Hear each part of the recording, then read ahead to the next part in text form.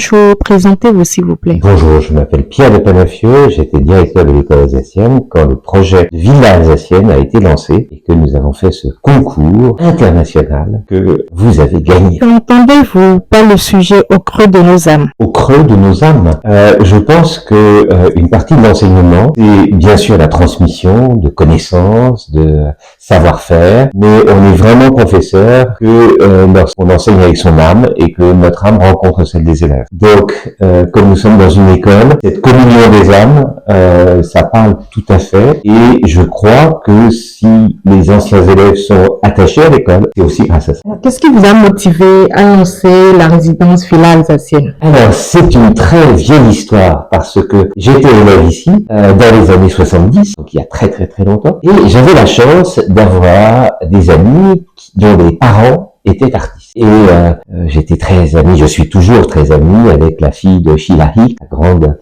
artiste américaine, avec la fille de Jesus Soto, le grand artiste vénézuélien, avec Hélène Bitran, qui est devenue ma femme. Donc j'ai eu la chance de passer une grande partie de ma jeunesse dans des ateliers d'art. Ce n'est pas pour autant que je suis devenu artiste, pas du tout. J'en ai pas les talents, j'en ai pas les capacités, mais je pense que ma manière de regarder les œuvres, ma manière d'avoir un dialogue avec ces œuvres vient en partie de cette chance. Et puis, bien plus tard, je suis allé visiter une de nos écoles partenaires en Australie, la Sydney Grammar School. Et il y avait un artiste en résidence. Et ça m'a donné l'idée, je me suis dit, mais pourquoi est-ce qu'on pourrait pas faire ça à l'école pour que les élèves puissent avoir un contact avec un ou une créateur ou une créatrice? Parce que les professeurs d'art plastique à l'école sont aussi des artistes. Ils forment, ils développent une œuvre qui est très intéressante. Mais quand ils sont devant les élèves, ce sont des pédagogues. Ce ne sont pas des artistes. Ils transmettent ce que le programme, ce que les inspecteurs, ce que les recommandations demandent de faire. Alors que pouvoir donner la chance à des artistes et la chance à des élèves de rencontrer ces artistes et de pouvoir comprendre la démarche de création dans ce qu'elle a de particulier, d'unique, de singulier, c'est une chance que j'ai voulu pouvoir donner aux élèves de l'école. Et comme dans le programme de levée de fonds que nous faisions, nous avons toujours voulu insister bien sûr sur la mission de l'école par rapport aux élèves qui ont des besoins particuliers, par rapport à l'ouverture sociale de l'école. Mais nous n'avons pas voulu enfermer l'école dans ces préoccupations sociales qui sont absolument essentielles, mais nous avons voulu aussi dire que la dimension artistique était tout aussi essentielle dans la formation des élèves. C'est la raison pour laquelle, dans le jury, il y avait des anciens élèves, bien sûr. Il y avait Pablo Rebozo, qui nous a donné un banc absolument merveilleux, sur lequel les enfants jouent. Il y a les fresques de Pascal Convert dans l'école. Donc, les élèves, sans vraiment s'en rendre compte, sont baignés dans une atmosphère où l'œuvre d'art a sa place, et il m'a semblé absolument légitime qu'ils puissent aussi cheminer à côté d'un créateur ou d'une créatrice. Qu'est-ce qui vous a particulièrement accroché dans le projet Au creux de nos âmes? Alors, ce qui m'a accroché plus particulièrement, c'est l'authenticité de votre approche. Quand il y a eu le concours, vous vous êtes démarqué parce que beaucoup d'autres candidats reproduisaient des choses, faisaient à la manière d'eux.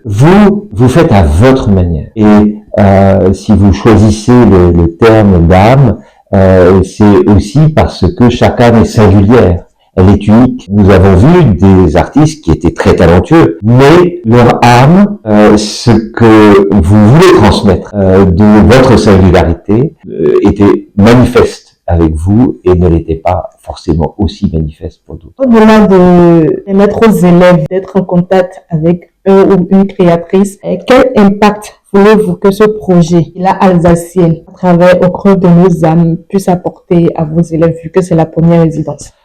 C'est la première. Je suis très heureux que vous ayez été la première résidente et j'espère qu'il y en aura beaucoup d'autres. Alors, il y a beaucoup de volets dans cette question. D'abord, il y a l'idée que l'école alsacienne est au cœur de Montparnasse et que dans l'histoire de l'art contemporain, Montparnasse est un lieu très particulier. Ça, c'est la première. Rappeler que l'école a, dès le départ, dès son origine, accueilli des parents artistes qui ont confié leurs enfants. Et le premier élève américain à l'école, en 1874, était le fils d'un peintre qui apprenait son métier à Montparnasse. Donc ça, c'est une première dimension. La deuxième dimension, c'est la francophonie. Nous sommes une école française, et nous avons voulu que les qualités d'accueil, les qualités de fraternité qui sont celles que nous portons, puissent bénéficier concrètement à des personnes qui ne vivent pas en France. C'est la raison pour laquelle le concours a été et est réservé à des artistes francophones mais pas français. La troisième idée, c'était que l'école est un lieu d'apprentissage, et il fallait que la personne qui soit en résidence ici soit jeune pour qu'elle puisse compléter son apprentissage, qu'elle ait la chance de pouvoir voir des œuvres qui lui sont sûrement familières, mais à travers des reproductions. Alors que quand on a la chance d'aller dans un musée, quand on a la chance de pouvoir distinguer le trait d'un pinceau, l'ombre d'une encre de Chine, le volume réel d'une statue, tout cela, ça n'est possible qu'en étant sur place. Or, nous avons cette chance d'être à Paris et d'avoir un patrimoine artistique à rayonnement mondial. Donc, on a été heureux de pouvoir, et on est heureux de pouvoir avoir cet accueil et permettre à de jeunes artistes francophones non français de découvrir en réalité les choses. Et puis, ça nous semble totalement cohérent avec l'identité de l'école. L'école, c'est une école ouverte. C'est une école française et ouverte. Et beaucoup d'élèves partent faire des études à l'étranger. Nous avons énormément d'écoles qui sont des écoles tout autour du monde, aussi bien en Chine, en Nouvelle-Zélande, au Pérou. Et en ce moment même, nous avons 24 élèves qui sont au Sénégal.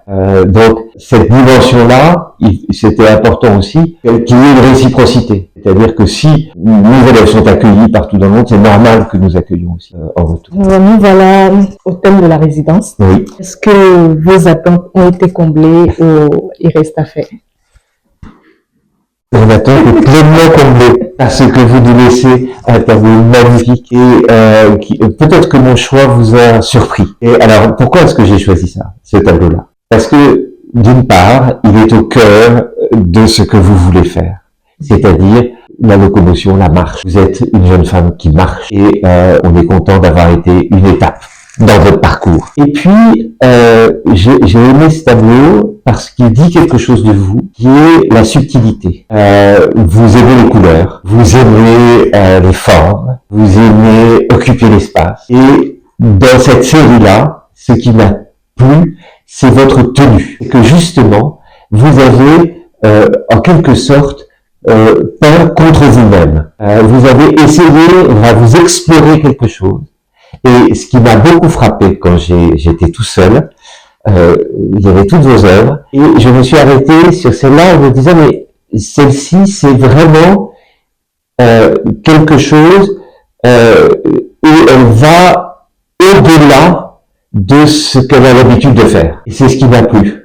C'est cette transgression que vous faisiez de vous-même, de votre style, de votre genre, de ce qui fait qu'on reconnaît une toile de votre main. Et là, on la reconnaît quand même, parce que vous traitez les volumes avec une grande force. Et cette force-là, dans du noir et blanc et du gris, est aussi fort que quand vous utilisez de la couleur. Donc c'était pas pour me décaler par rapport à ce que vous faisiez, c'était parce que j'ai trouvé que peut-être, je n'étais pas là quand vous l'avez peint, mais peut-être que vous exprimiez quelque chose de nouveau grâce à cette résidence. Et c'est pour ça que j'ai choisi ça. Merci beaucoup. Alors, un mot à l'endroit des personnes en situation de difficulté, sachant que vous traversez cette période difficile. Oui, alors, il y a une phrase que je répète toujours, de Monsieur Rieder, le premier directeur de l'école, et il n'était même pas directeur de l'école quand il a dit. Il était étudiant et c'était dans une lettre qu'il a envoyée à son père.